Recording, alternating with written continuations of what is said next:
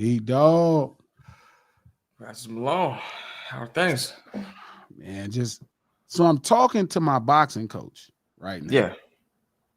about basketball. My boxing coach is dope because my boxing coach can coach basketball. He could coach boxing. He was like, he played college basketball. He was an amateur, had a good amateur record Nice. in the in boxing amateurs. He's like a real sports guy. He's a real thinker, to be honest. Sure. Like he thinks. And he forgot that I told him, right? I told him my pick to come out of the West this year, right, is Denver. I don't think there's a team that can stop Denver, the Denver Okay. Nuggets. Sure.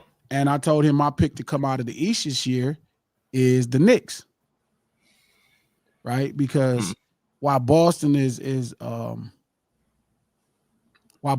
a fantastic team, right? It's like Boston, to me, they're weak in the interior, right? So if you have a big that can convert baskets, with efficiency, I mean, it's going to be tough for Boston to guard you. The strength of their defense is in the front, is in the backcourt. So we were talking, and I was telling him there was no reason that I seen. Last year I picked the Timberwolves to beat Denver. Now, I didn't pick the Timberwolves to come out of the West because I didn't know, but I said I think Denver is going to run into the Timberwolves, and the Timberwolves they're going to be a lot for them, right? So Yeah. we were talking about Denver, and he was like, Joker is the best offensive player I saw. I saw, yeah, there's a ton of better offensive players than Nikola Jokic. He's like, who? I said, well, Magic Johnson better offensive player. Michael Jordan's a better offensive player. Larry Bird's probably a better offensive player. Kareem Abdul-Jabbar is a better offensive player. Wilt Chamberlain's a better offensive player. That's not to say much because I'm naming pretty much the cream of the crop when it comes to offense. And Joker for sure is probably a top 10 offensive player of all time, but it's ridiculous when people make him the best offensive player. Yeah. Like Moses Malone is a better offensive player. Now, again, people confuse diversity, his ability to do different things, right? He does pass really well. He may be the greatest passing big man in the NBA history. And he's not a bad look when it comes to getting a bucket. He's not a bad look when it comes to getting a bucket. He can get a bucket. He's sharp. But he's not as imposing offensively, right? He's not as imposing offensively as these other players. Sure. I think a lot of like the diversity value is like the high floor principle. Some people that have more of a limited repertoire, they're very, very prolific at that, but there can be a wall that the right opponent can set up to a more limited repertoire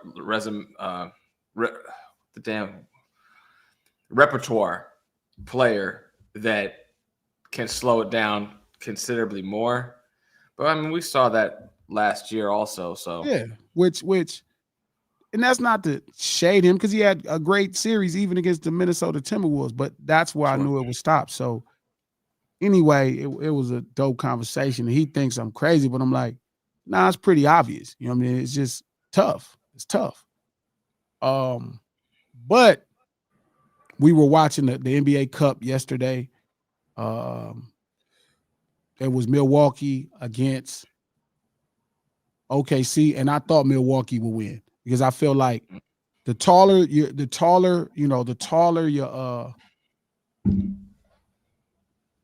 okay, OKC is great because they have probably the best backcourt player in the NBA and Shai Gilgeous-Alexander, and their defense is really great. They have the number one defense in the NBA, but it's because their backcourt defense is insane. Like, not only is Shai a great defender, Lou Dort, they're not bad front court defenders, but they're like undersized guys, so they really defend the backcourt, which is why I think, they're going to beat Dallas this year. Like, they're going to beat Dallas this year. But it's different playing against Joker. But back to the point, I thought I picked the Bucks because the Bucks, right? They're not not the greatest defensive players of backcourt, right? But they have one of the best offensive front courts and one of the best defensive front courts in the NBA. They have Giannis and Brook Lopez and Chris Middleton, right? So they have those guys. Those guys can defend the front court really well. So going to the basket to lay the ball up and, anything that becomes a high percentage shot, they can challenge it. So you just got to be shooting threes all night. So I picked them because, for lack of a better thing, their best players are taller. Sure. Yeah. I mean, that's you either got to be, spatially wise, you either have to be elite vertically or elite laterally, which is like the antithesis to what you're talking about would be like a Steph Curry. He's so elite laterally that he erases height because you don't have to contend against height from that distance. But he's a space nightmare laterally for defenses. I think he's the most underrated offensive player I've ever seen in my life of all time. Yeah, bro. Oh my God, cuz Pete, I'm glad you said that. I cannot get when people be like Steph Curry is the greatest shooter of all time. I'm like, shooter?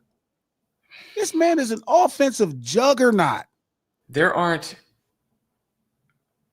There's not another shooter, maybe Bird, who had the ability to just shoot or go, with the ball in his hand, like him.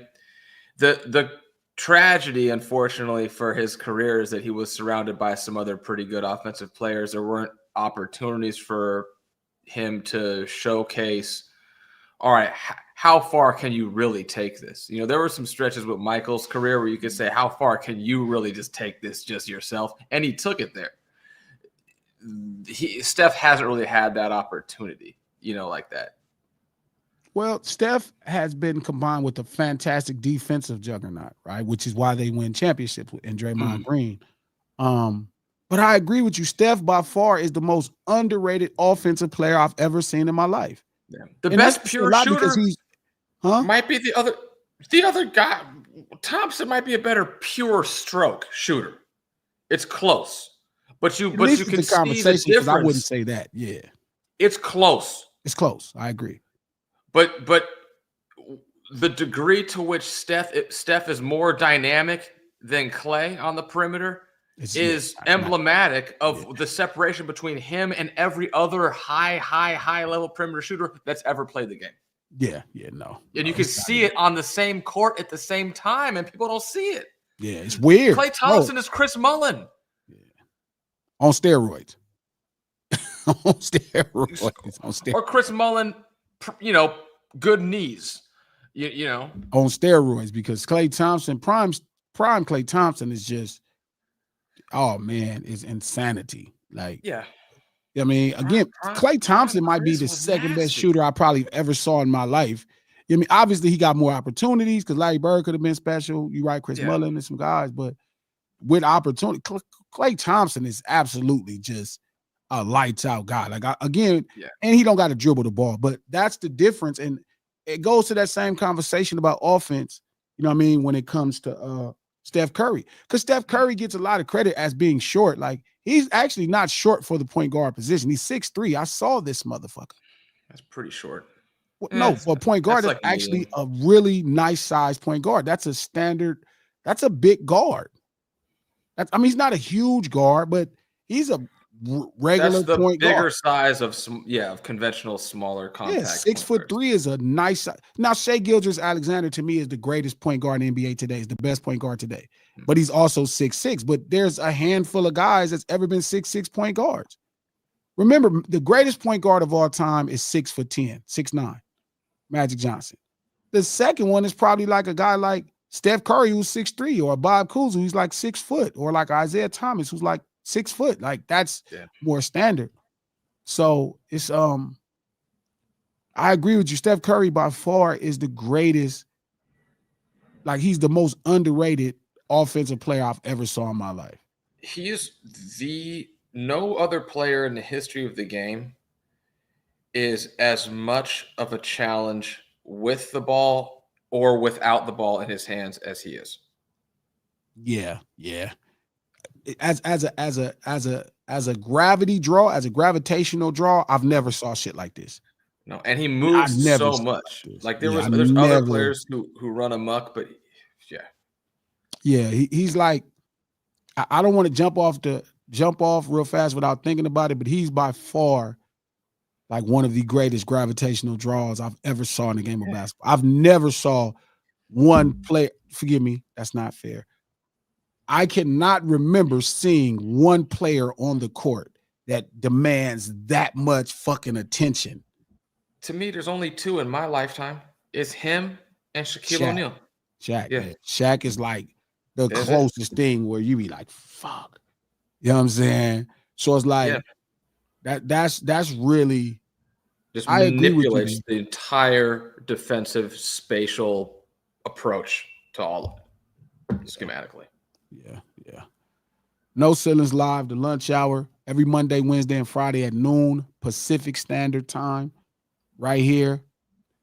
Digital Soapbox. Clicks that thumbs up button. Click that thumbs up button. Let everybody know you in the house. Share this motherfucking live with some people. Tell them that the real is in the house, popping it at this next level. We do this podcast. We do this stream to support the podcast, No Ceilings Podcast. It's a link in the description below. Look down. Subscribe to the No Ceilings Podcast on Apple Podcasts or iHeart Podcasts or anywhere else you get your podcast from. The No Ceilings Podcast, executive produced by Charlemagne the God, the Black Effect Network, and iHeart, the media conglomerate. I never get tired of talking about hip hop, Pete. Hip hop saved my life. Yeah. Like my debt to New York is, people don't really know how much I love New York. I think you Just should for move giving there us hip hop. just for the tax contributions. People don't know. People don't know why I love New York the way that I do. Like, I love New York. New York changed my life. Like, they gave me this thing that changed my life. So I will never get tired of talking about hip hop, no matter what, bro. No matter what. Shout out to everybody that's at the lunch table already. Fats, what's up? Fats, it ain't got nothing to do with height. Fats. Shout out to Girl 6. What's up, Ma? Daisy. Squishy, what's going on? I appreciate you moderating. Nick, Jedi, everybody in the house. Stupid Feathers, I've never seen you, but welcome to the lunch table. Make sure you contribute with your conversation. Revenge, what's the deal? That I'll brings up a never quick get question. tired. I'll never get tired of talking about hip hop. Go ahead. Because I was thinking you were talking about like musically, Dre's best, products over the years and whatnot, and like two songs from that era. But I went back and listened to the second one that I liked. It was like Doggy Dog World from Doggy Style. Mm-hmm. Is that a Daz song that Dre tuned up? Because it sounds kind of like both of them. Well, I think it's a Dr. Dre production. I mean, Daz may have kind of found the idea and thought about the idea, but I didn't look it up. If you hear it, you can hear the Dr. Dre all over it. You can hear maybe possibly a Daz inspiration, but when Dre starts to work on music, it goes somewhere else. Sure. You know what I mean? I feel like it was something I always that Daz feel like did, and he took it and ran with it. Well, no, I think at that time he had everybody kind of looking and helping to find ideas. But when you hear a finished version of what Dr. Dre does, it's no question on who produced an idea. Yeah. Because I always liked that song and Let Me Ride. I was like, those two songs were just done. Which those are fantastic records. That's some of the greatest records in the history of hip hop and in the history of the music business. And those are the two, to me, those are the Steph Currys of each of those artists. That's Snoop's most underrated song to me. And Dre's Let Me Ride was the greatest song on there. And it's not the most, heralded, unfortunately. But again, this goes into that same conversation that I was having the other day when it comes to Snoop and Dre. A lot of people talking about Missionary. Make sure y'all go get that. Order a copy of it. The artwork is There's some cool songs on there. Yeah, this is my point. It's better than I thought it was going to be. Because I was ready to just be like, why is this happening? But there's some cool songs on there. My man. No. I think there are fantastic songs on there that I enjoy. There are some cool records on there that I enjoy. But again, I got into a whole argument with Problem, Pun, AD, the homies at the community. Shout out to the homies at the community. But that this is the best music Dr. Dre has made, right? And Yeah, this conversation I can became see that. really big. It's getting bigger every day because people feel like what I'm saying is disingenuous, and it's not. This by far is the best music Dr. Dre has made. Like if you play the song that he It's the has, most the musical. instrumental, yes, right. But again, music is something incredible. And I got into a great conversation with my homeboy Manny. Again, this morning, I did Fresh. everything that I was supposed to do with Manny. I did everything that I was supposed to do with I did everything that I'm supposed to do with Manny, and I did everything. I talked to JU and Manny this morning, and I was telling them, hold on, let me get them on here. I was telling them they tried to confront me about the concept, saying that this is the best music Dr. Dre had made, right? Because immediately they go to a space of saying which is the best records, or is this great hip hop? Has nothing to do with music. Nothing to do with music. Hip hop is not, I keep saying this, hip hop is not as much about music as people think. Again, if you listen to G Thang and then you listen to Leon Haywood's I Want to Do Something Freaky to You, it's not even in the same arena of music. Yeah. That's the song that they actually sampled and interpolated to make G Thang. It's a song by Leon Haywood called I Want to Do Something Freaky. Once we go off here, y'all check that out. Listen to the music, right? The music is another level. G Thang is good musically for hip hop, but when it comes to just good music, it's not even in the same arena as Leon Haywood's I Want to Do Something Freaky to You. And I genuinely think Dr. Dre would tell you the same thing, which is why he always pursued music. That's why he built that bond with Burt Bacharach. That's why he started to pursue that. He wanted to be better as a musician. He says this all the time, that he wasn't even a real musician. He said he didn't know how to play the piano. Kanye West didn't know how to play the piano. Sure. They're not necessarily musicians. And Yeah. this is where I think people don't understand how we can get into the conversation about who's hip hop and who's not hip hop. Because they keep believing that whoever is good at making music makes them hip hop. Or like somebody said to me today, they said in a comment, they said, Glasses, you're only saying this because Drake makes better music than you. And I said, it's just ridiculous. Like I've had this conversation 100 times, and I'm okay with having it 1,000 times. I will do that for all of the legends who paid for this culture, be this culture in blood. I will keep having this conversation. When you're listening to Snoop and Dre's new album, if you're looking for culture from what we're talking about, that's not what that album's about. What is it about? Dr. Dre's musical ability and growth. Snoop is presenting the culture. Dr. That Dre was is about showing just you. making sync songs, man. They want to have them songs on movies, TV shows, and shit like that. B. That's Yeah, what they sound like songs that are gonna end up on screen. That's what it sounds like. Yeah, That's what it sounds Because again, Dr. Dre is pursuing that's what I was thinking. That's music. a good call. like. Mm-hmm. I'm with you. I'm making big with you. records. They're pursuing regular music, not even just they're pursuing music for real. Like when I played a song that they kind of interpolated the Tom Petty idea with Jelly Roll on the song, Tom Petty could sing on that today, and that'd probably be a record. Mm-hmm. The song that they did with Sting could sing on that right now today. That's a great Sting record. Yeah. And it's like trying to explain that, and then people are like, I'm not trying to convince you to like it. I'm coming to Snoop and Dre for culture too. I'm one of those guys that's coming to Stupid Dre for culture too. And when I don't get it, I'm like, damn, I didn't get it. But I'm still listening to the music. Maybe that's because I learned how to play the bass 12 years ago. Maybe that's because I started studying music. Play the bass. Yeah. Maybe that's why, because I started to naturally get into music. So now I'm listening. I'm like, oh, this is actually really good. I'm just not into it because culturally I'm not getting what I want from the brand. But the songs that I like are the songs that I like. So again, this goes into that same conversation. Hip hop culture is street. Do the people have to be? No. You would like them to be, but they don't have to be. But again, why would you want to hear? That's like having Indian people make you soul food.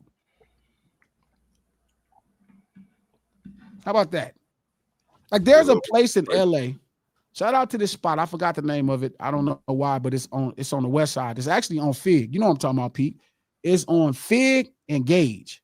Family or whatever it's called. Place on the corner, huh? Like family or something like that. It's called something like that. It might be called Family or Fathers or something. It's got a name of like a familial relative type of name, right? But it's on the corner of yeah. Fig and Gage. That small soul food place that's been there for years. Yeah, I don't go there because Mexican people make the soul food. But if you go to a lot of restaurants, Mexican people making the food though. I don't want Mexican people making my soul food. I don't want Mexican people making my Chinese food. Making Italian food? No. They do though. But I wouldn't go there for that. Now, if you don't care how you spend your money, and I'm not tripping. I care how I spend my money. I don't want Mexican. That's like I go to a Mexican restaurant and there's black people back there making my tacos. Like they're making Mexican tacos. I don't want that. My life right now. I got into it and it was gonna escalate on Instagram. I didn't want the screenshots of my name on it because I say shit the way I say shit. But there's some Miami food, whatever page, and it just algorithmed onto my feed. And they were talking about some taco joint out here. And I said, that crap sucks. It's garbage. And the people out here have no standards. And then the guys like, all these people start talking shit. And I'm like, these blue-eyed fucking tacos cubanos are garbage, pale dumpster food. That's why all that they make is birria because it's ropa vieja in a tortilla. Yeah. And they get all mad. But I agree. If I walk up and there's no consonant Spanish from a person with blue eyes or doing the orders, I know I'm not going to get what I want at that restaurant. It's not true. It's not true. It's what about true. Worldwide Taco? What about Worldwide Taco? I would never eat at a place called Worldwide Taco. I want Jalisco Taqueria. Listen, hold up. If you're making soul tacos like they make at Worldwide Tacos, it's different. Like you have to have a cultural take on a taco. Different food. Pete, no. A soul taco, as we call it, N-word taco, right? That's different. I want that from brothers making it. Fry your shells, but do not try to make a real Mexican taco if you a brother. I don't want you messing with my stuff. Leave it up. But this don't stop with just race or nationality, bro. This is way tougher. I don't want nobody 19 making my soul food. I don't care if you black and 19. You gotta have that on. You gotta have that on. You gotta have that. Where's that lady that got that decades extra of shit? Experience? Yeah. Where's that lady got that extra shit hanging off her arm? That's who should be stirring. That's who should be stirring my greens, bro. Gotta have that on. That lady should be stirring my. I don't want nobody 19, 20 at the restaurant making my soul food, bro. I want soul in my soul food.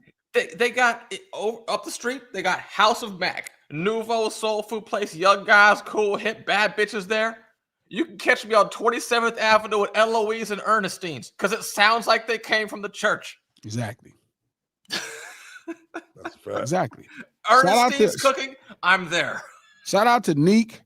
Well, 50 said the industry is using Kendrick against Drake to remove street grittiness out of hip hop culture. He said Dot is a good kid. First off, 50 is just disappointing me every day with his allegiance to Drake. It's almost weird. But hold on. That don't even make sense. Where's Drake's street at? That's what killed me when 50. That's why I'm saying 50 been doing so much boof ass shit. That nigga is giving fucking Queens a black eye, bro. And he hurt my fucking feelings because he's one of those niggas that I always considered like a nigga really from the culture, bro. Like, and I'm like, bro, what are you talking about? Like, you insinuating that Drake is street grit? Shut your ass up, cuz. Like, crazy. At this point, Fifth, you got to stop the bullshit. Five crazy for that. You got to stop the bullshit, Five. What the fuck? Yeah, don't get up here with these fucking people. Don't get up there with fucking, with show shit and say that dumb ass shit. You know when they start removing the street grittiness, nigga, when you let them out sell your fucking album with Kanye, that's when they start taking it. Nigga, it's your fault. Yep. That's a fact. Stop with all the shit, Fifth. That's a fact. Question. Fifth full of fucking shit. And it fucking drive me crazy because I'm like, that's Fifth, crazy. You too fucking smart. That. You full of shit, Fifth. Is that accurately interpreted? Yes. For sure. I mean, we need to go check it again, but I it's don't know if he bullshit. said that. There's no It way he said sounds that. like a juxtaposition of No, he language. did say some shit. Hold up. He said some shit that was just like that. I won't even watch the fucking interviews no more, dog. I have to watch that interview I like because 5 interviews though. it doesn't make a lot. It's I That's used good. to love, I love 50 fucking Cent, bro. It's 50 Cent. This nigga is really like one of like us. Yeah. Last of the dying breed. But he be saying some like it started with the Puff shit. Him trolling Puff about Puff getting in trouble with the law. Bro, that's Sucker shit. weird. Stop doing that. That's weird. It started with him, the Jay-Z shit, him making a meme. That's weird. That shit is weird. That shit is weird. Like, what are you doing? What's happening with you, Fire? Like, what's going on, bro? Like, what the fuck are you talking about? He I has never no off understood switch. why him out of all people would like, or like even like just like root on somebody going to jail. Like I didn't understand. Like, what are you doing, Fifth? Yeah, What the fuck? yeah. That shit, and I'm tired of not saying nothing. I'm tired of not saying nothing because I love Fifth, but goddamn it, you go eventually. What the fuck are you doing? You know that ain't the street. Nigga, don't do that shit, man. Why would you? I don't care if you hate Puff. I'd rather you getting killed than you fucking sit up here and get on there and cheer on these white people mistreating him. Nigga, knock him off if that's the point. Nigga, don't, what the fuck? And then that shit just get worse and worse. Well, you know what I think? I think now he might be mad because you know what I'm saying? The sex worker joint, baby mom, and all that. Yeah, but bro, still keep it together, bro. Keep it together. Yeah. Just keep it together. Fuck Puff up when you see him. Kick Puff ass. I'm cool with that. Do what you're gonna do, but bro, don't cheer on these crackers for mistreating these brothers, That's man. I agree. That's out, bro. That ain't even cool. I'll put some headphones on. Yeah, that's fucking crazy. I don't know what he was thinking about saying that shit about Drake getting the streets out. This started. They got the streets out when you challenged Kanye. When Kanye challenged you, and that was the first move. I don't even want to know why you saying this nigga's a good kid, and then Drake, like, Drake is your man, but you don't gotta lie. Dot is my man, but I ain't gonna lie. I ain't finna say that this nigga represents something he don't lie. Like he don't, like, bro, what the fuck? And you can't rewrite this, bro. You can't rewrite this. This shit is about culture. You can't rewrite, and it ain't about the culture in those songs. Fifth know better than everybody else. It ain't about the culture in those songs. You're crazy for that. My man Fifth, bro, just let me down. Damn, man. Word. That's I gotta call the people on that one. That was crazy on that right there. I don't know what he was thinking on that. I don't know why my headphones ain't working. So no, it's weird. Like I was never like the biggest fan of like 50's first. I was like the only person. Maybe I had just heard it so many damn times that I was like, really would listen to this again, and I got kind of sour on it. Because like when I hear a lot of it now, I like it more. You know what I mean? So it's got some oversaturation. But the first book I ever read, like for pleasure, after school was done and stuff, that kind of like got me going into like reading and intellectual pursuits and all of that, was 50th Law, the book that he collabed with Robert Greene on. Yeah. You know, and then I was like, oh, I'm a fucking fan of this guy. Like I became more of a 50 fan from the book than from his album.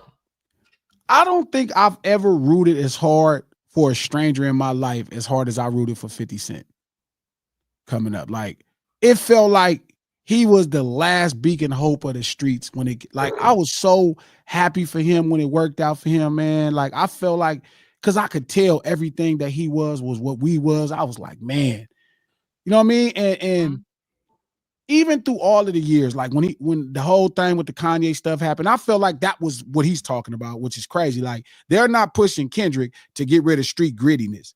That don't even make sense. Like that's just crazy. GNX.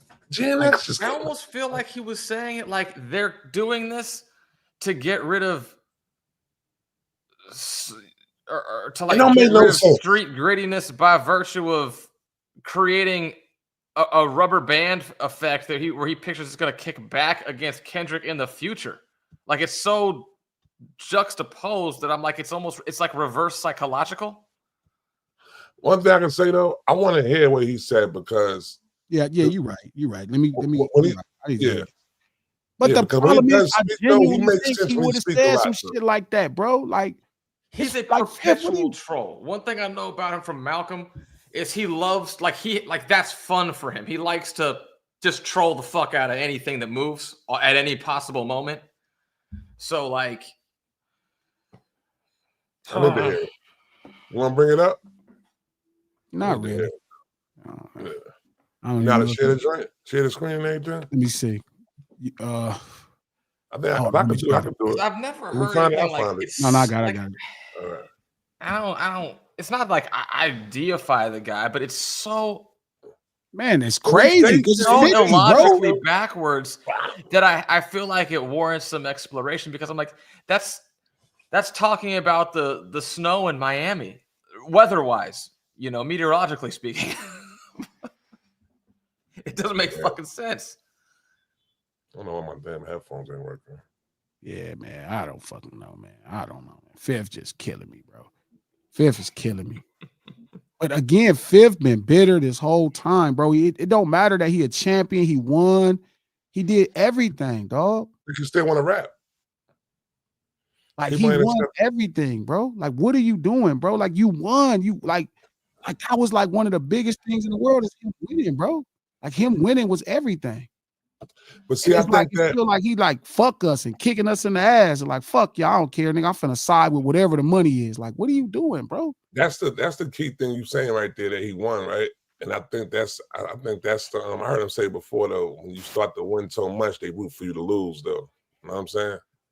And I think he's a heavy part of that shit because it was like, yo, he won like with the first album, second album. You know what I'm saying? Vitamin Water, this, everything. He was just winning like a video game. He was winning like a motherfucker to the point motherfuckers was like, they wanted him to lose. You know what I'm saying? They like, yo, you gotta fuck that. They don't want to see him win no more. It wasn't until just around the time when Power and shit came out where they was rooting him on because he accepted something else. And I want to do an entire show on, like, as we've talked about on here before, like the difference in public and kind of government perception of film versus music. Like anything you put in a movie is fair game, but anything you say on a record somehow is like, oh my God, it's a crisis to the community. His movie got pulled out of theaters. Which one? The one that he did. Remember, they was supposed to go to theater, and then like some kid shot up a school somewhere, and they wouldn't put it in theaters. What movie Shout you out to talking about? Niram. I remember that. We got to go find that up. Look it up. Shout out to Niram. He said that they giving Dot the Pulitzer and the Grammys because they're trying to push something that is not street. How the fuck is Dot not street? Is that what he said? Is that how he said it? Which is just as bad. How is Dot not street? What the fuck is going on? I mean, like vis-a-vis Gucci, maybe you can make a case, but like vis-a-vis It Drake, ain't no. Use Drake though. You don't use Drake though. Yeah, that's what I'm saying. You don't use Drake as the reason. Like fuck me. If Drake would have got all that shit, it would have been. It still wouldn't. You know what I'm saying? Like it would have definitely not been considered street though. That represents the street. What the fuck is going on? But this is what I keep saying when I keep seeing these narratives of Kendrick, where it's like he not street, or like even when Drake would reference him in a battle, like as a nerd, I'm like, what the fuck are you talking about? Like this dude ain't like, what is happening? But again, that was something he said specifically, and this is dope about hip hop, right? This is dope about hip hop, and I think it mattered, right? Is he said that all Cuz had to do, Fifth said all Cuz got to do is lay low for a little bit and then let somebody else carry the culture, and then people will miss the owl. And I'm like, that's not how this is going to work. And then again, that's because people keep thinking, even some of the greatest people, like 50, one of the greatest people to ever do this thing, feel me, doesn't quite understand this shit is about culture. And he does, weirdly, because that's why he did the show about BMF. That's why he's doing the show about this culture when it comes to all culture. The TV shit. Like he's talking about street urban culture, but then it's like he really doesn't, it almost like he doesn't either. I don't know. He got to be trolling, bro, because I can't even make sense. 50 is like fucking brilliant. It's too incoherent for me to take it at face value without having to ask questions. Like there's a line for me where I'm like, either that's a deliberate troll job, like he'd have to be walking into light posts in his spare time to mean that genuinely as it's stated. I mean, you know what I'm thinking right now? Mm-hmm. He could actually got something planned to drop with the album though. Say that again. I say he could probably remember Drake had the G Unit chain in the video. You know what I'm saying? He might have something, he might have a rollout with Drake coming out of some shit for them, say some shit like that. Yeah, but 50 don't gotta do that. It's 50 fucking Cent, bro. You don't never know with that. You don't never know with 5, man. Shout out to Narum. They dislike intellectualism in hip hop. But I don't think that's what. Like again, like I get it that that's his. I get it that Kendrick's generation feel like this is the first time or this is the highest level of intellectualism has been in hip hop. It's always been like that. I don't recall a hip hop that wasn't intelligent. There's been artists who were like not as intelligent, but I don't ever recall a hip hop where intellectualism has not been there. In every I never saw that. Look who wins the Grammys. Look who just walked off with Grammys a year or so ago. Killer Mike? He not intellectual? Yeah. But again, it's like Public Enemy didn't win Grammys? Yeah, but Jay-Z isn't intellect. I don't think so. I thought they got one. Like Jay-Z is an intellect. Like, you know what I'm saying? Like he's an intellect. So it can't be something like that represents some level of smartness. You feel me? Hold on. That's a great point there. I don't know, but I know, but 50 and Drake's brand of hip hop isn't. 50's brand of hip hop is intellect. Like, don't get fooled over the jazz hands of the listen to the depth of his thought in those songs. Like, yeah, he has songs that make you enjoy a party, but listen to songs like Many Men. That is not something you just sing because many men want to kill you. You have to have a different level of how you internalize and what's happening to create that type of song. Like his intellect is dominant. 50 Cent's intellect is, even his brand of hip hop is intelligent. He does have hit records that don't require you to think, but that's not his complete brand. Yo, my favorite line from Fifth is, I sit back, twist the best bud, burn and wonder when gangsters bump my shit, do they feel my hunger? Yo. Yeah, like what are we talking about? Like this nigga is intelligent. Shout out to Lawrence Freeman. That's the great point. And welcome back to the lunch table, my boy. Great conversation last time. It might be a New Yorker of a certain age point of view. Lord Jamar said something similar. That was another thing, Trap. I'm glad you came. That is kind of the thought that New York is siding with Drake because he's like, this is still a thought. Like there's not a ton of, remember Mace and Cameron kind of did the same thing. Remember Gilly and Gilly did the same thing. Like it seems like they are siding with Drake in the battle. And a lot of people, now maybe this is intellectually lazy, but they're considering it like, bro, is this like some anti-West Coast shit? Because they see like a Lord Jamar where it's like, it seems like they feel like he's siding with these guys. Publicly. I don't think it's a New Yorker thing though, like that, because for the most part, we're like, you talking about the media base and they talking like that. And I really feel like Cam, Gilly, and all them niggas, they got the phone call. You know what I'm saying? I think that now, see, in my mind, they have a relationship with Drake. Yeah, that's what. Yeah, like exactly. I know for sure. Yeah. Somebody that talked about him and their kid died. Gilly kid died, and Drake reached out to him. So I know that's a personal investment. Like I don't think there's nothing wrong with that, but. I think it is. Somebody said that too, and you just said it, and you're probably right. Shout out to Neek. 50 just trying to protect his investment. I think he got some business going on with Drake. I think that's why he's doing this. He's trying to shift the bad narratives about Drake. Thank you, Nick. Okay. One thing I've noticed, at least personally, you're right. That makes sense. That is possible. That makes sense. He's siding with the business. He was just on Dre and Snoop's album, though. What happened? He is on Missionary. Yes. That makes sense. Yeah, I don't know. Definitely what it is.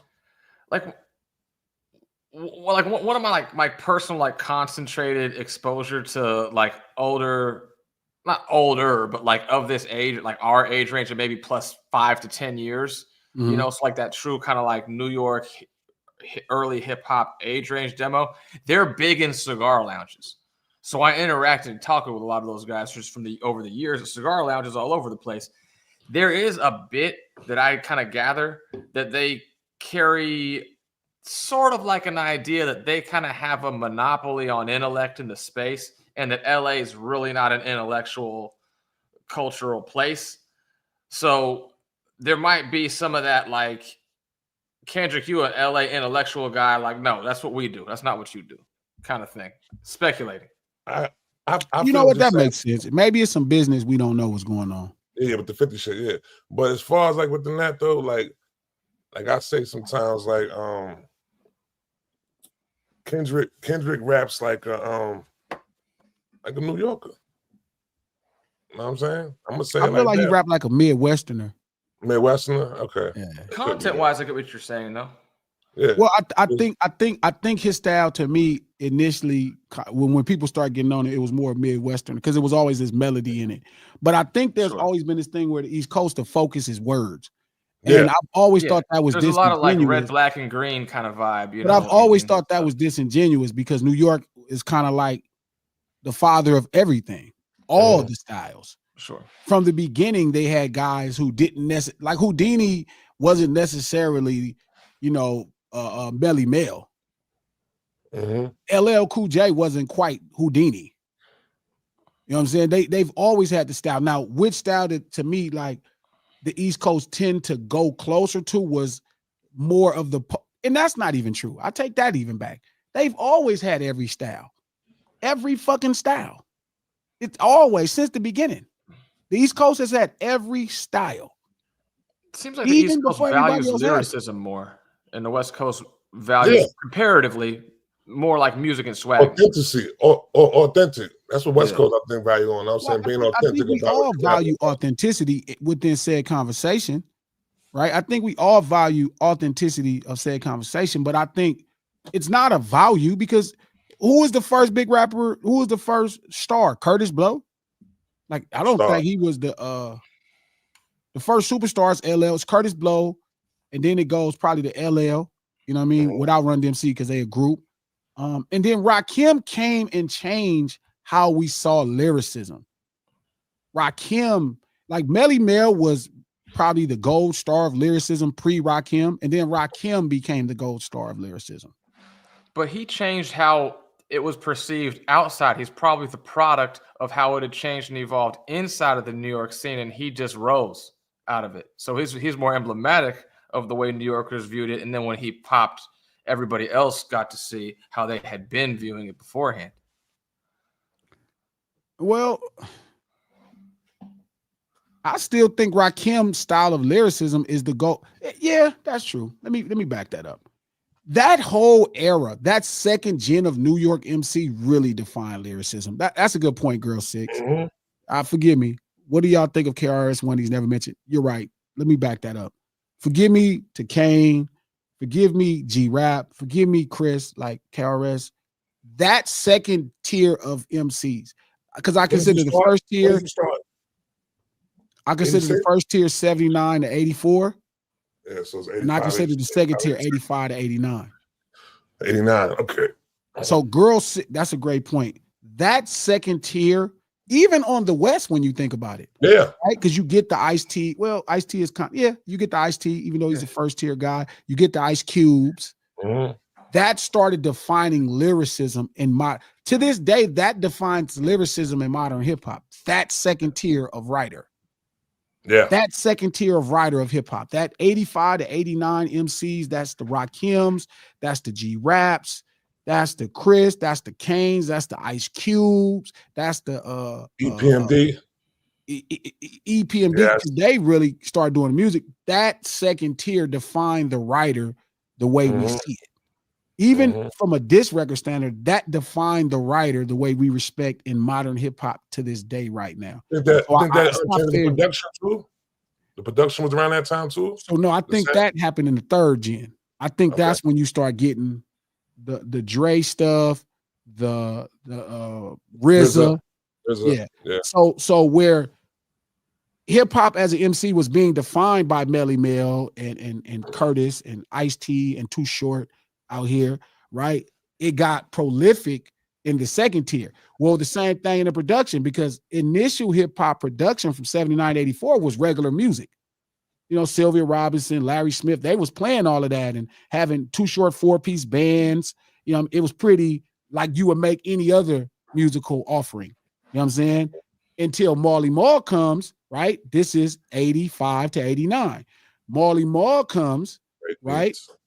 And now he starts, the sample, the way that started being a thing. And then the second tier producers, RZA, right? RZA, Pete, all those guys started to, that became, to me, the mantle of production hip hop, because it's still the mantle, right? Dr. Dre, Quick did it here. I always say this, but tonight it sound. So no disrespect, first off, no disrespect to Above the Law Hutch. Hutch coined the term G-Funk. No question. He made that term what it is. That's his term. But the way we hear the sound, the first song that I would think of the sound that's massively considered G-Funk is the song Tonight by DJ Quick, where you sample and then you play over the sample, right? Quick is the first person that had that danceable groove, right? With Tonight, which came out on the street level at 88, 89. You know what I'm saying? So again, like where the first MC is defined is probably 79, 84, right? And Melly Mel was the gold star at that time. Is that fair to say, Trap? Melly Mel probably was the gold star. Yeah. That second tier became the permanent gold star of hip hop ever. Ever. You know what I mean? That became the gold star. There was no better than Rakim as a lyricist. You only could be as good as Rakim. I mean, because Jay is probably as good as Rakim.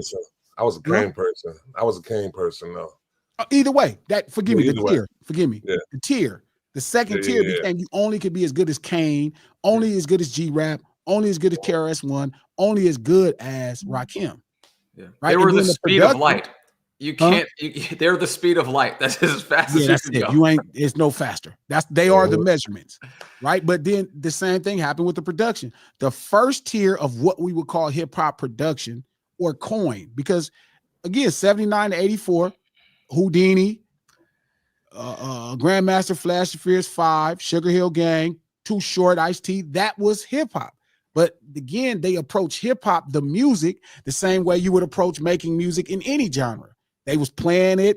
They had people there playing it and shit. It was happening the way you supposed to make hip hop. But when Maul came, that's 85, 89, and then the sample became what it is, right? The second tier of producers, then they put it to, now this is the gold star, right? This is where you get Cream, G-Thing, Troy, Juicy. You know what I'm saying? Those are the gold stars of the production. And it never got truly better. You could only reach the speed of light. That is the speed of light. So if that second tier of MCs, that 85 to 89 MC is the speed of light when it comes to hip hop, the MC, then the 1990 to 94, 95 producers became the speed of light when it came to the actual music that we call hip hop, the sonics, the production.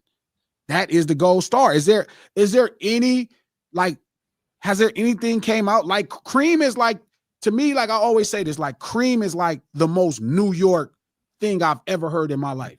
You know what I'm saying? Like with shout out to Havoc, rest in peace Prodigy, with, obviously, ain't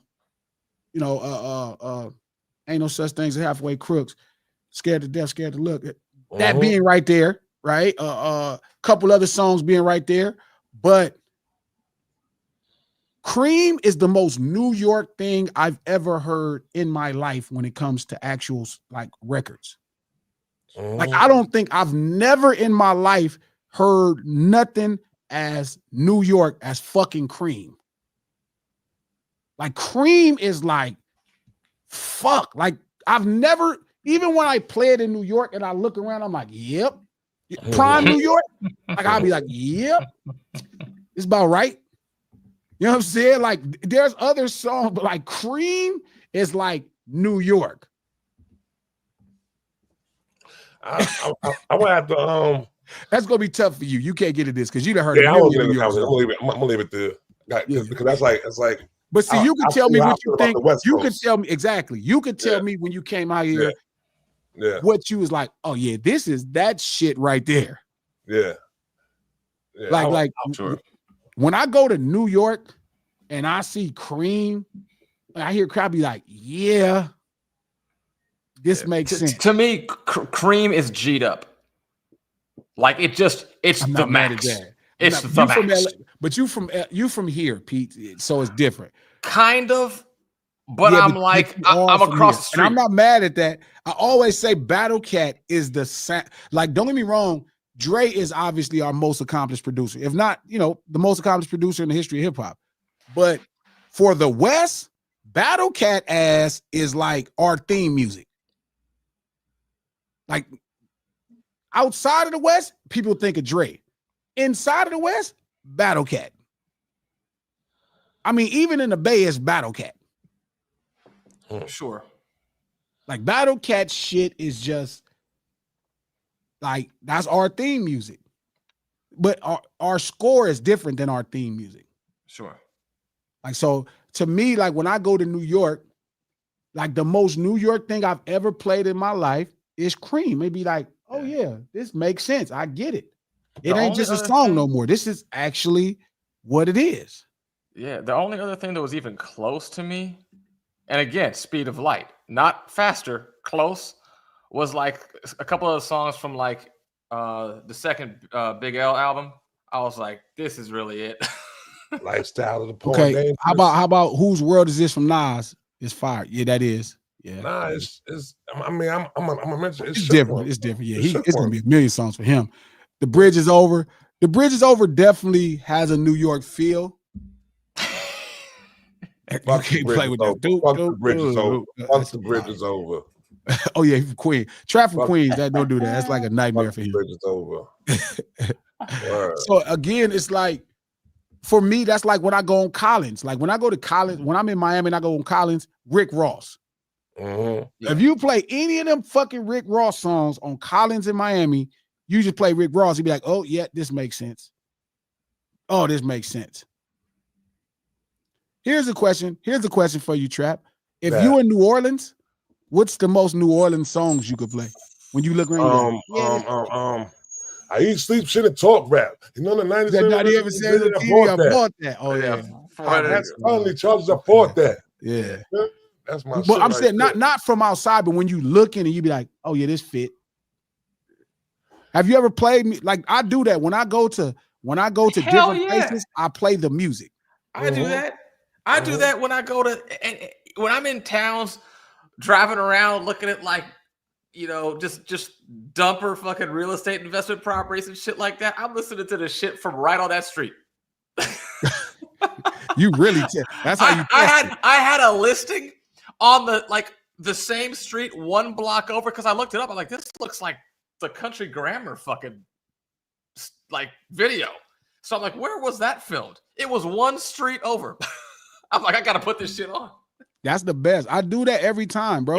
Yeah, what's crazy is I was in a lowrider shooting some content, and I was on Long Beach Boulevard, and I was playing "Let Me Ride," and I was coming down Long Beach Passing where the swap meet was at, and all. I was like, "Oh yeah, hell yeah, hell yeah."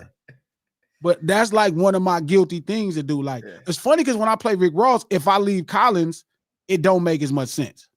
Can you give me some clear? It don't make as much sense. It will, like if I'm playing Hustling, it makes sense. But like, man, you play Rich Off Cocaine on Collins, like that shit is like, oh, this makes perfect sense. So I always do that. Like I always go to these towns, and hip hop and shit, and I'll just play the music. There's another in Florida. I'm gonna have to play some Trick Daddy. Yeah, it is Trick Daddy. If I hit 60 seconds, you can play all the Trick Daddy songs too. It's Trick Daddy on 60 seconds. You play that one with the kids, it'd be like, oh, this makes sense. Mm-hmm. You know what one really is sneaky about Miami? If you go a little further, if you go down Cayocho, All Right by Pitbull just feels right. On the other side of the river, switching tracks. I wish I would have saw the Seattle that Mix-a-Lot saw. Damn, for real. No, because I never, By the time I got to Seattle, don't get me wrong, it's a lot of brothers, there's a lot of street life in Seattle, but it's not on a boulevard, or I've never saw it on a boulevard like that. So to listen to like Posse on Broadway, I wish I would kill to see that. I would kill to see that culture of Seattle, where they just pulling up the dicks and they just sagging, doing their thing. Like I would kill to see that. But I am thankful going to New York. Like, you know, New York has been gentrified like LA. You know what I'm saying? Like, unless you're in the Bronx is like the Bronx. They're coming around though, because they about to start naming the South Bronx Sobo. So they trying to do that. They trying to do it up there too. Jesus Christ. Sobo. South Bronx. They just leaving the R out, huh? Sobro would have been better. Sobro would have been fire though. Sobro would have been fire. But you can't gentrify if you use the word bro. Yeah. You know what else? Texas music. Houston music, it ain't nothing more Houston than Houston music. Sure. That's what I love about hip hop, and that's what I can't get my homeboys to understand. I'm losing now. And this is what I can't get my homeboys to understand. Like if I play like the Chronic is fantastic until I start playing Barry White music. Yeah.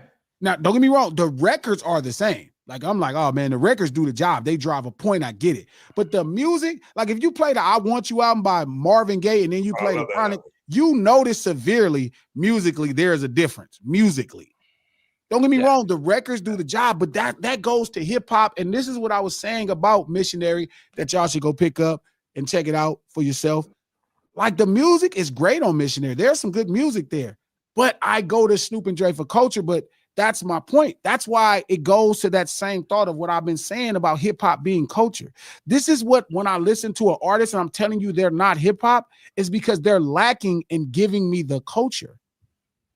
They're lacking on giving me the culture. And you want to know whose fault this is? This is the city of Atlanta's fault. Because what song really feels like Atlanta when you go through Atlanta today? I don't know. Gotta be an Outkast song. Not really. You know what song? You know what song I feel like is very Atlanta when I drive through Atlanta? 24s. Play 24s. Next time we go to Atlanta next year, we go. I'm gonna play 24s. And when you look around, Lord knows if it's some cars out there. Sure. You'll be like, oh yeah, this go. 24s is like that.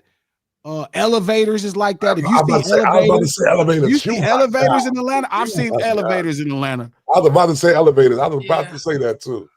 Elevators. You see elevators in Atlanta. Shout out to Revenge. Luda's songs sound like a parody of Atlanta. Yeah, I feel like that. I don't get. Forgive me, and Luda. I'm don't not do Luda like that, man. Don't do Luda like that. I'm just saying, Luda's songs feel like more of a parody of Atlanta. Like what feels genuine Atlanta to me is songs like I play Elevator in Atlanta driving, and I'm like, yep, it's perfect. A couple of the Goody Mob songs off of like any of that second album, that kind of close. But when I'm in Atlanta, though, it just doesn't. It feels like an archaeological dig. You know what I'm saying? You know what's funny? That's the thing. That when we've been talking about this, that's the thing. Like some artists feel like a parody of their city. Yeah. Sure. Give me an example. This is not about Luda's talent. Luda is one of the greatest writers I saw. Like I would not rap. Like I would not want to battle Ludacris because he's he's dope as hell. But wildly talented. I get why it comes across more parody. He's almost too talented. You know who else gets that same kind of messed upness? Busta Rhymes. You don't get how New York Busta Rhymes is because it could come across parody-ish. Yeah. He's too talented. That's his problem. That's exactly like the same Luda and Busta are too talented. Ludacris is like the talent is too, so they have to they water it down. Yeah. Shout out to Lawrence Freeman. G, would you say that's the litmus test of hip hop of any city? Is their local artist music the theme music of the city? I don't know. If it's you know what? I think it's for us to judge, right? So like an outsider, like because Pete makes a great point. inside, like we feel differently about like how we feel about Battle Cat. Like the way y'all see Battle Cat and the way we see Battle Cat is night and day. Like what y'all think Dr. Dre is to us, that's what Battle Cat is to us. But I get it if Trap comes to LA and then he goes to Compton, he drives down Long Beach Boulevard and he plays Let Me Ride, he'll be like, oh, I get it. I can see it. It's right here. It makes sense. But for us, it's going to be songs like We Are Finding Bodies on Greenleaf. yeah, like We Can Freak It. Like We Can Freak It is like the most LA song to an inside LA person. Sure. Like if you from LA, like We Can Freak It, that's all. Hey, you know that thing going up. Hey, or watching Long Beach niggas go crazy when Summertime in the LBC comes on. Sure. Everybody loves it, but you could always tell who from Long Beach, they get extra crazy. Sure. You know what I'm saying? So like in New York, the conversation to me is more primo. Like when I'm in New York, Primo and Havoc kind of, that's the score of New York. That's what I'm going to hear when I'm talking to people about hip hop in New York.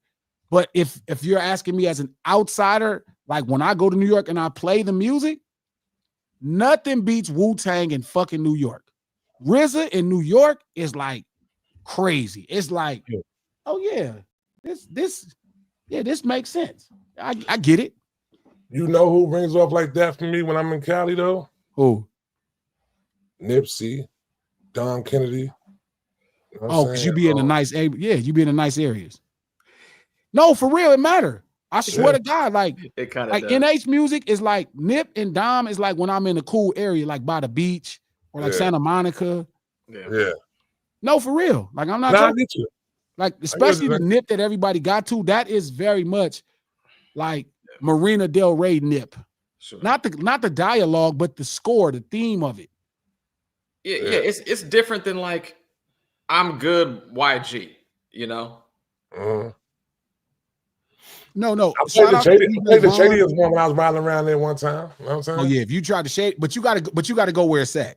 If you play the shadiest one in Hollywood, it don't make sense. You'll be like, what is going on? You cross Pico, you drive down Crenshaw, and you play shadiest one. Once you get past Washington, that's gonna be like, oh, I get it. Yeah. West Symphonia near. You be like, oh, okay, I see what these dudes is on. We're not saying Atlanta culture. We know trapping is we get what their culture is. What we're talking about is the song that makes you feel the most Atlanta when you're in Atlanta for an outsider.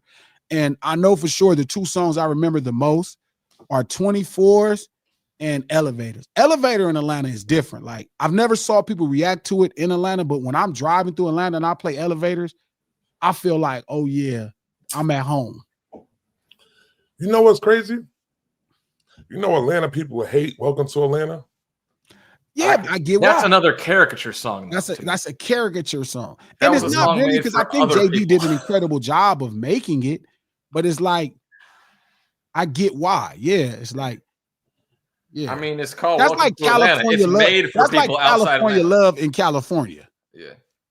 But y'all love it though, right? Don't y'all love California love? I don't. Not like that. Yes, but not like we're playing it. Yeah. It's not a New York song that represents New York that I don't love. I love every New York song. So you be playing Empire State of Mind, that's your shit when it comes. You be like, hey. I mean, listen, man. Put your hands up. Get the right moment. When you're still in town or when you're out of town, nostalgic, and you on the West Coast, so you get an NY nostalgia. That's what you do when it come on. That's what the tunnel. Match that came on in the tunnel. The dreams are made of. There's nothing you can't go. It's the right moment, you catch it. If you at the Yankees or if you at the Yankee Stadium, maybe, but not on the street.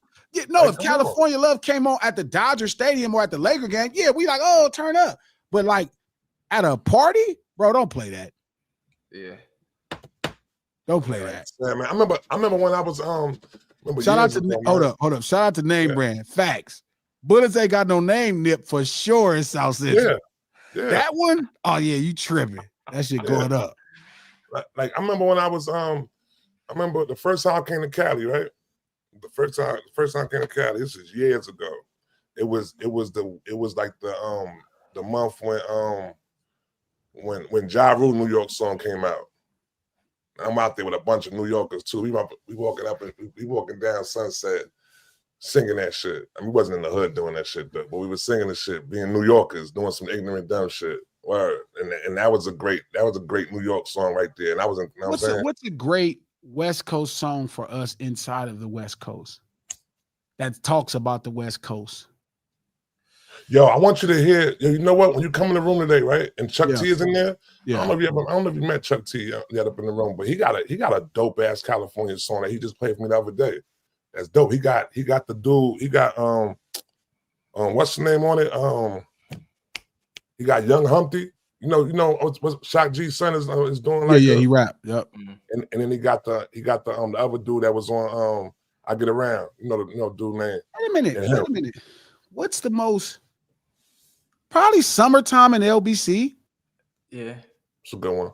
Today was a good day. Really people talks in LA. about it a lot. Shout out to Neighbor, and he said that. Damn, I thought I came over. Live and Die in LA. Yeah. Live and Die in LA is a real LA song that LA people play. That's why I say Pop bugged me out so much, B, because like, yo, bro, I thought he was from the Bay.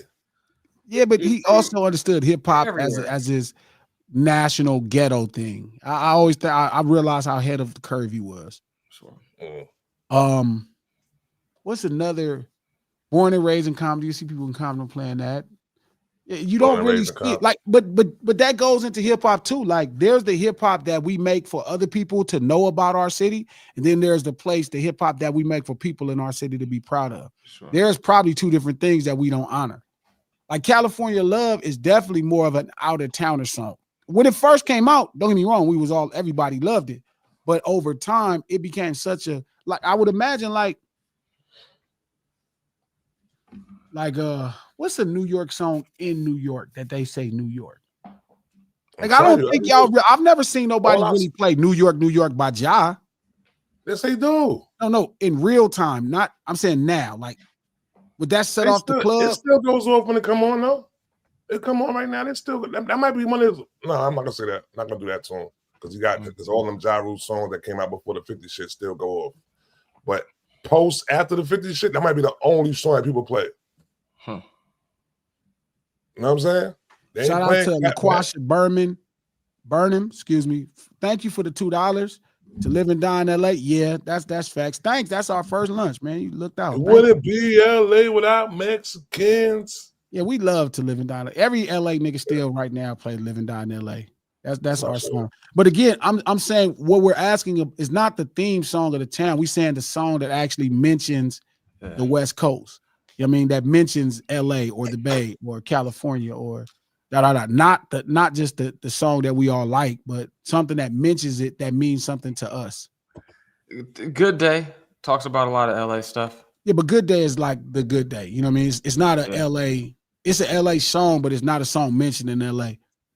It mentions a lot of things in the city though, kind of. Well, I mean, like at least like 3 a.m. got the fat burger and stuff like that for the time. Oh no, yeah, but it's a little different. Like, what's the song? Like Straight Outta Compton is a song that's talking about the cities. LA. What's a good LA song that's permanent? Yeah, got to be To Live and Die. There you go. All right, so we got. Damn, this list is trash. It says it's not really it. It says California Love, Gin and Juice. No, it's not California. It's not like mentioning Straight Outta Compton. Yeah, Straight Outta Compton is probably definitely one though. I think that's the greatest Compton one, but I think the one that's the most Compton is probably Born and Raised. All right, hold on. We got a list. Oh, you know what could be up there too? What's BPT. That? No lie. Niggas love that BPT. Come on. I don't care if you're a Crip or anybody. Like BPT, come on. Sure. BPT. Yeah. They got above the law, California. 400 Spruce Street. Yeah, that shit come on and get cracking. That might be one of the ones. Yeah. Cali to New York. I'm going back to Cali, man. No. But we did like it when it first came out. What's funny? LL the Biggie one. I'm not old enough for the LL one to see it. The Biggie one.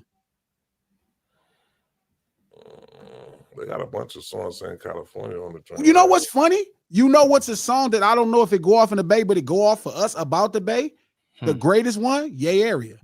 If you see LA and you saw this P when Yay Area come that on, went on the heavy. whole fucking club. Yeah. Yay Area. That is went the heavy. one for us. But I don't know if that go off in the Bay like it go off. I lived there when it came out. It did. No, not in real time. Because all these songs went off in real time. I'm saying right now, if you play Yay Area in a party, the whole club gonna scream Yay Area. I'm sure they're gonna.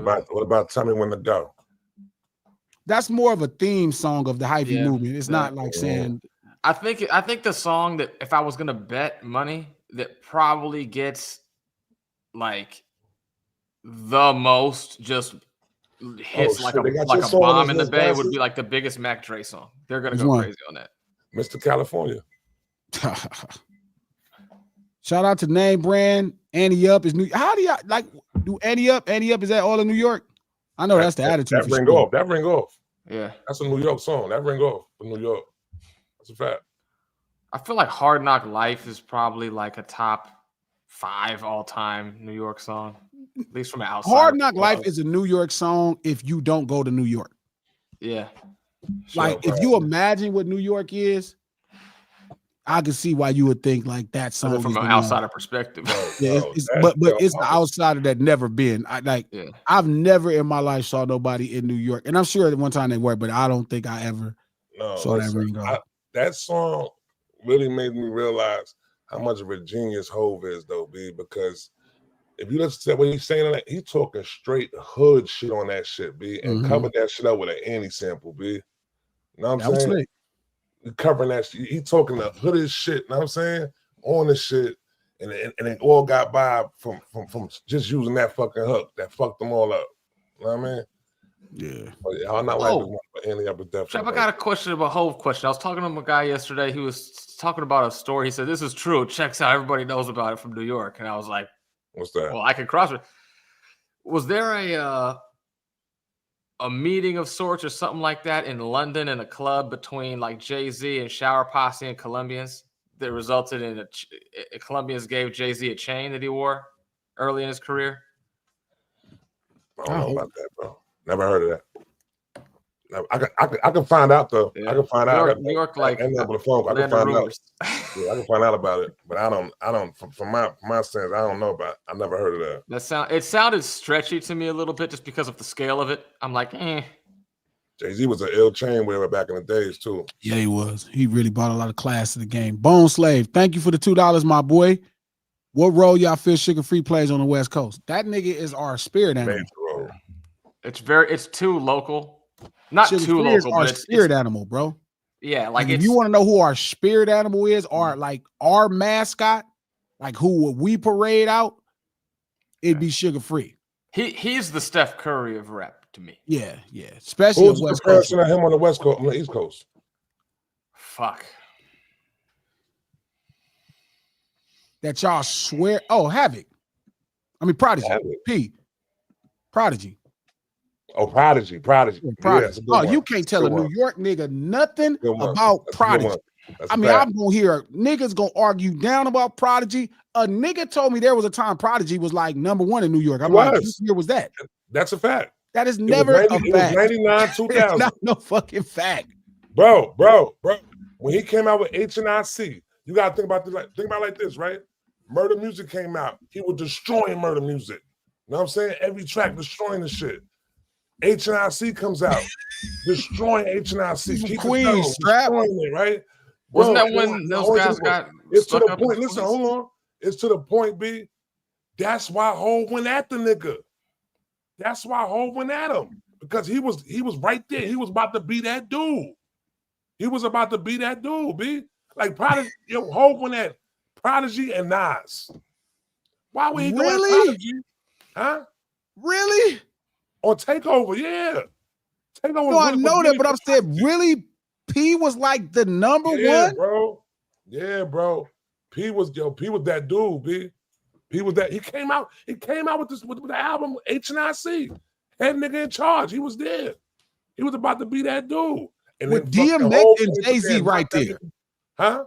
With DMX and Jay-Z right there, Nas right there. Bro, telling you, B. Prodigy was I could see Prodigy that. was the streets. You know why I saying? believe that? And that's Because why I know he's the. You know what? I take. Yeah. I'm telling you, Murder Music dropped. It was Murder Music had dropped. He was smashing Murder. He went crazy on Murder Music. He had crazy features, all that shit. Then he dropped H&IC. He had that Alchemist shit, that Keep It Thorough shit. That shit was crazy. This is 2000, B. Wholesale. Now, this little nigga bugging right now, B. I gotta smoke this nigga, B. You know what I'm saying? Really? Put this nigga lights out real quick. Nigga with the summer jam, turn his lights off, B. Got that picture, turn his lights off, son. I believe that because I remember his name and images that was circulating a lot, and I never got it. And looking back on it, it must have been because he was gargantuan locally in the New York scene, such that it created like a buzz ripple effect. You know what I mean? And I was just far enough away from it to not get it. Shout out to D Taylor. That's my point. Like in 99 and 2000, when DMX had just hit, bro, he was gonna be the man. Bro, you gotta remember, B. 99. Oh, it's in New York. And then it's in, but again, I always say this: something in New York is different. You know what I'm saying? Because, and this is the question, you're right. I take that back. Forgive me for even questioning it. I'm asking you what was happening in New York. It's a different conversation. That's how it was for Sugar Free. There was a time, bro, you couldn't go nowhere and not hear Sugar Free. Sure. Like you would like, and this is 96, 97, 98. Like, this is when everything was coming out. Like Sugar Free was just kicking shit down. He was like, his shit hit so hard. He released like a second album when he got out with a lot of the same songs from the first album on it again. Sugar Free is crazy. Yeah, damn, that is crazy. P had it like that, huh? P had it like that, huh? Can't hear you if you're talking. If you're talking, I can't hear you, Trap. You muted your phone. You muted the shit. Shout out to Craze. Thank you for the $2 Trap Speaking Facts. Damn, Crazy was like that. I'm telling you, B. I'm telling you. I believe him. I'm telling you. It was, bro, because that coming over that Murder Music shit, though, B. Murder Music, that nigga P was going stupid on Murder Music, B. Yo, bro, they gave him, he's in a group right there, and the opening single was a solo song by him. You know what I'm saying? My chain hang down in my dick, my piece pan glass tables, diamond the guns before the fan duke, a nigga like P. Old Tex. Are you the same dude? Come on, man. Going through the emotions, a gun holding, long shotgun down my pants leg limping. But you wouldn't say he was top 3 in 99. It was like if we talking about like this, Jay and Nas right there? Or is this what Nas was people wasn't quite sure what was gonna happen? Mm-hmm. Didn't they what was that album that Nas did that was like the Queen's album, was like compilation? Was Prodigy on there a lot? Queensbridge Finest. Yeah, that one. No, but this is the time that came out around that time. Yeah. This was around the same time people started questioning Nas. So it is around that time because Nas dropped that album. This is why people said he had fell off. Mm-hmm. And he probably dropped that album to galvanize a little bit of Queen's buzz and ride on Prodigy's upcoming wave to some degree. You got to think like this, right? Like if you look at the timeline of like Illmatic came out and what's the name? Illmatic came out in 94. What's the name came out in 95. You know what I'm saying? Fucking Infamous came out in 95. Even though they came out before that, but nobody acknowledges that album like that, B. You know what I'm saying? Which album? And, Which album? Talking about Juvenile Hell, the Mobb Deep official first album. You know, Infamous was their second album. That was their second album. Remember they had Juvenile Hell. They had to hit it from the back shit. They was really young back then. So y'all looked at it like a mixtape. No, it was an album. But y'all looked at it more like that. We didn't even look at that shit at all. Like we basically put Infamous as their first album. I'm saying niggas forgot about that they hit it from the back shit. So then, and I got to tell people all the time, Mobb Deep, like you might, I know you are. I know you're gonna push back on it though. But Mobb Deep had 3 straight classic albums, B. You know what I'm saying? Sure. Infamous, Hell on Earth, Murder Music. Murder Music was packed. I'm not gonna push back on it in New York because that's like, I get what that feels like. Like we've had that happen. You know what I mean, with one or two people in our life. Is So that the only person that y'all really feel like that about in real time? What you talking about? What you mean? Like That the y'all way feel like they just got three back-to-back things that matter? Because I know they didn't feel like that about Jay. Nah, But Jay didn't do didn't it. get the They didn't credit. do it.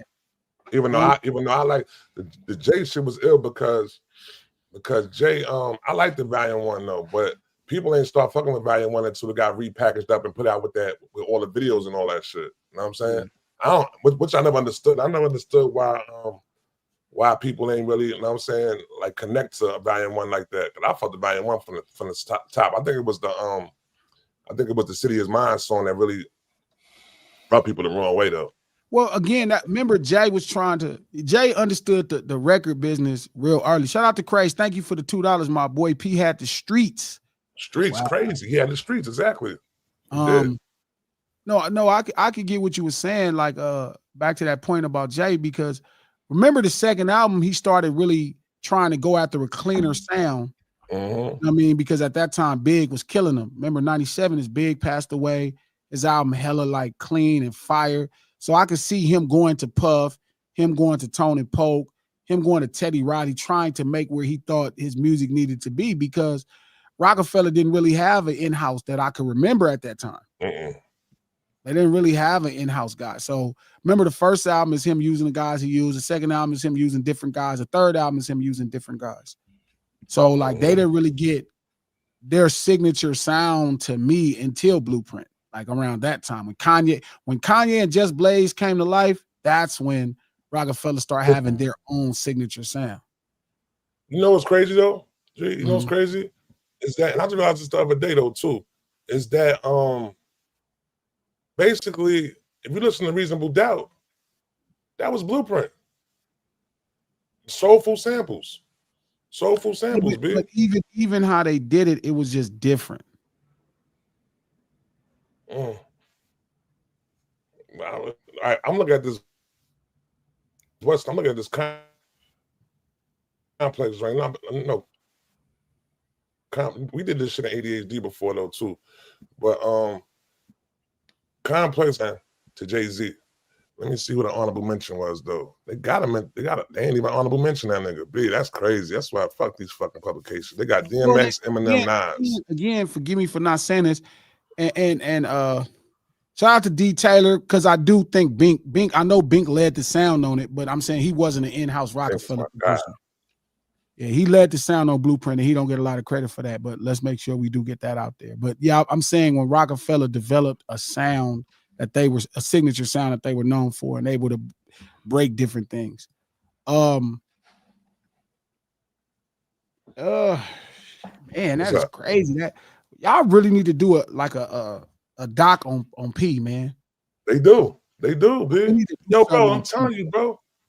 Why would we should be entitled to know how y'all, that's what hip hop should be doing culturally. And this is why I'm saying it's important to keep it culture, because y'all can educate everybody else on specific things. Like, we should know y'all affinity for Prodigy. Like, that's crazy that we don't truly know you guys' affinity for Prodigy. Or like, we haven't shared Sugar Free with the world. Like, we depend on Sugar Free's music to do it when we really could give you Sugar Free in a greater capacity to where everybody else could see what we love about him. Is it fair to say, like, another example of a guy like that would be like Soulja Slim in New Orleans? Real big in New Orleans, didn't quite get out so much. Yeah, people speak crazy about Soulja Slim, big. Yeah. You know my man who be up in the room, Danny, the dude who produced Slow Motion. He talked crazy about Soulja. He said Soulja Slim was that dude, B. I don't even know enough about Soulja Slim like that. He was big enough to get signed by both parties. Right. He had to be killer. Yeah, we got to do a much better job with this culture, man. Projecting this culture and telling these stories. Because I did not know it was like that with Prodigy, bro. That's crazy. I mean, it makes, bro, like I say, it makes sense because, yo, when at Hove peak during his time, when to roll out Blueprint, it was him attacking Prodigy. You know what I'm saying? It was Yo, him we going should at Prodigy. produce a biopic on Sugar Free, bro. Hell yeah. Should. That could be the first. That could be the first, like the rollout to the no cameras, audio only documentary series. No cameras, audio only. Oh, you make an audio biopic. Yeah. I seen him do that before with what's dude name that passed away, killed himself, the manager dude. You know what I'm talking about, the Violators dude. Oh, Chris Lighty. Yeah, they had one on him. I think I should definitely do that for Sugar Free though, man. He deserve it. No Ceilings Live, the lunch hour, every Monday, Wednesday, and Friday, right here at noon Pacific Standard Time. Digital Soapbox. Click the thumbs up button. Let everybody know you in the house. Tell a friend to tell a friend. We do this stream to support the podcast, the No Ceilings podcast. We just dropped a fire episode yesterday. Conversations about tone and tone deafness. Make sure y'all check it out. Apple Podcasts, iHeart Podcasts, or anywhere you get your podcast from. No Ceilings Podcast, executive produced by Charlamagne the God, the Black Effect Network, and iHeart. Yo, we got to do better, bro. We got to do better. And we got to be the one to tell our stories, though, too, man. Yeah, we got to stop letting it, because everybody going to tell our stories wrong. Mm-hmm. That's a great point. All right, we out here, man. City to city like that. Said who? We should make that a series. Like, do one of each city. Remember, I ran that past you before, G. Before we was saying we was gonna do that shit. Remember? You and Triple talking about doing something like that. We was gonna go from city to city, like I thought so, but I'm saying, but we should do more than just these kind of like Instagram kind of things that just fit Instagram for a moment, like something that can live on forever and really explain everything that we let's sit back and chop it up. Let's talk about this, man. Yes, sir. We out here, man. Much love to y'all, man. We see y'all Friday at noon. Easy.